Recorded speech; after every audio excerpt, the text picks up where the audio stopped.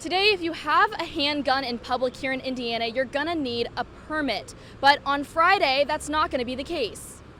Gun ownership is a big responsibility. That big responsibility of possessing a handgun won't require a license as of July 1st.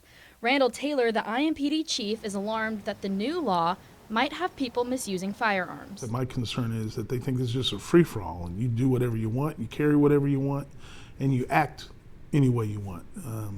And that's not the case. Dr. Jody Madeira, a law professor at Indiana University in Bloomington, says there are a lot of questions as to how the public will interpret and react to the law. I just think in general, we don't know what to expect. We don't know whether individuals will view this as a license to carry when they shouldn't. We don't know whether Hoosiers will mostly continue to be law-abiding individuals. Doug Carter, the Indiana State Police Superintendent, says there were more than 10,000 permit denials in the past 2 years. Now there will be 15 categories that will keep some people from obtaining handguns. Some include those who have been committed of a felony, domestic violence, or stalking. These individuals who can't legally own or carry a handgun might be out walking with one until they are discovered.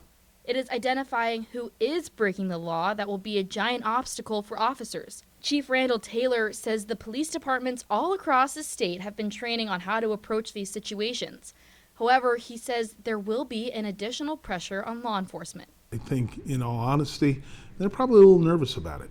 A 2020 study looked at data from over 3 decades to compare firearm-related deaths from when the state of Missouri had a purchasing and licensing handgun requirement versus when it didn't.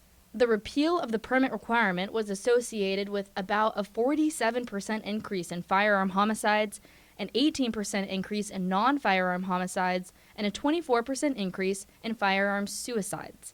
The community is worried they will see the same surge in Indiana. I'm praying for the officers. I really am. Pastor Ronald Covington put together a meeting to open up the conversation about violence in the community. I think we have too many guns in the hand of the wrong people, and I just thought it was a bad decision, honestly. With permitless carries will also come greater penalties for violations of the law. Reporting in Indianapolis, Peyton Spellacy, Wish TV, ITMate.